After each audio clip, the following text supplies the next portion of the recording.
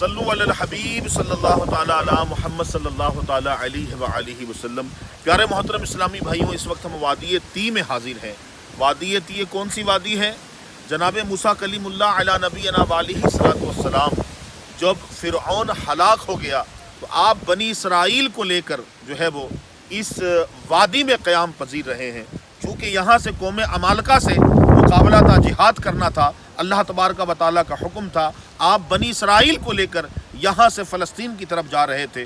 چونکہ دریائے نیل سے منسلک ایک بہت بڑا سمندر جو ہے وہ ہمارے قریب ہے، مصر کی وادی، مصر کا پہاڑ بالکل سامنے ہے۔ تو سیدنا موسیٰ کلیم اللہ علیہ نبینا علیہ السلام اسی سمندر، اسی دریا پر عصا مارا تھا اور 12 راستے نکل گئے تھے۔ جب آپ اس طرف آ گئے تو پیچھے سے فرعون اپنی قوم کو لے کے جو ہے وہ سمندر کے بیچ میں آیا اور موجیں مارتا ہوا سمندر آپس میں مل گیا، تو سارے لوگ ہلاک، تباہ و برباد ہو گئے۔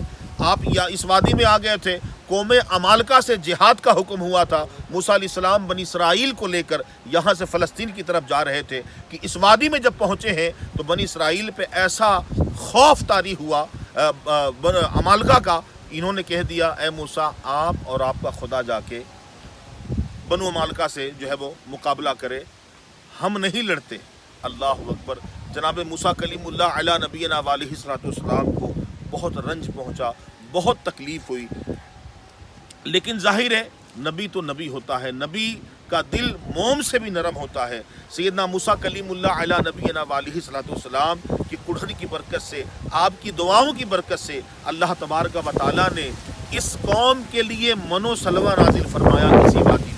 کیوں کہ انہوں نے انکار کیا ہم نہیں لڑتے۔ اللہ تبارک و تعالیٰ 40 سال تک اس وادی میں بنی اسرائیل کو رکھا۔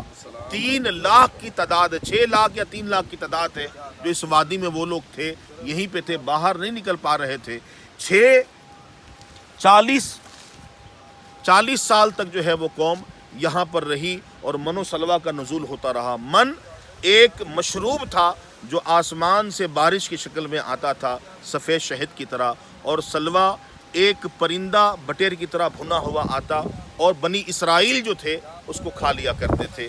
موسیٰ علیہ السلام کو اللہ تبارک و تعالیٰ نے حکم دیا، اور جناب موسیٰ کلیم اللہ علیہ نبینا علیہ السلام نے جب پتھر پہ عصا مارا 12 چشمے نکل پڑے۔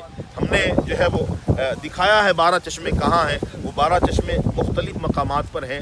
آج بھی وہاں سے پانی الحمدللہ نکل رہا ہے، پورے باغات کو سیراب کرتا ہوا آگے جا کے دریائے نیل کے لے، سمندر کر لے جا کے پانی اس میں مل جاتا ہے۔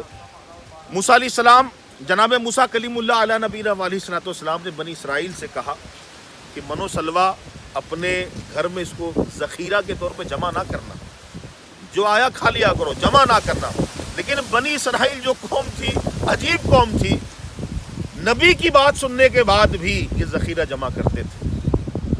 اس کی نحوست کیا ہوئی، نقصان کیا ہوا کہ کھانا گلنا سڑنا شروع ہو گیا۔ پیارے آقا صلی اللہ تعالیٰ علیہ وسلم کی حدیث ہے، اس حدیث کا خلاصہ ہے، حضور فرماتے ہیں کہ بنی اسرائیل اگر نہ ہوتے تو گوشت کبھی نہ سڑتا، کھانا کبھی خراب نہ ہوتا۔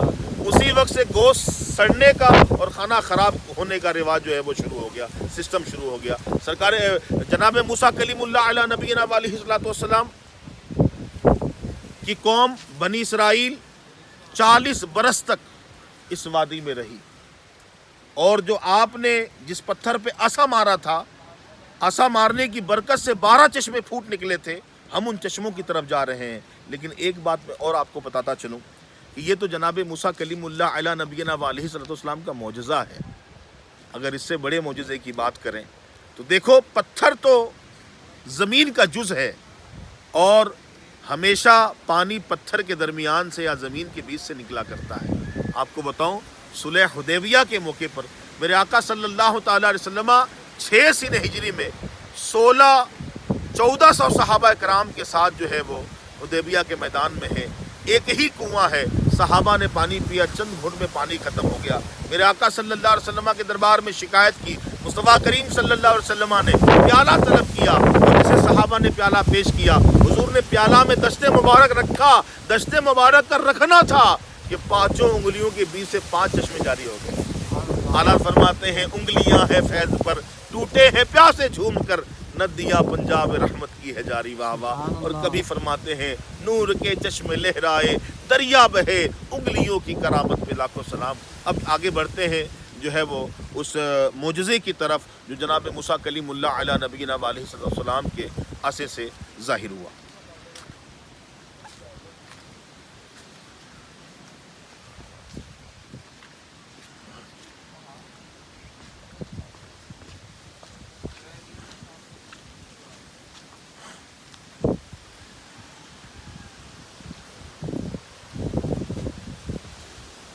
ایک یہ ہے چشمہ جو زمین کے اندر سے پانی ابلتا ہوا نکل رہا ہے، آپ دیکھ رہے ہیں بلبلہ سا یہاں بنا ہوا ہے. ایک تو یہ ہے اور آپ کو آگے دکھا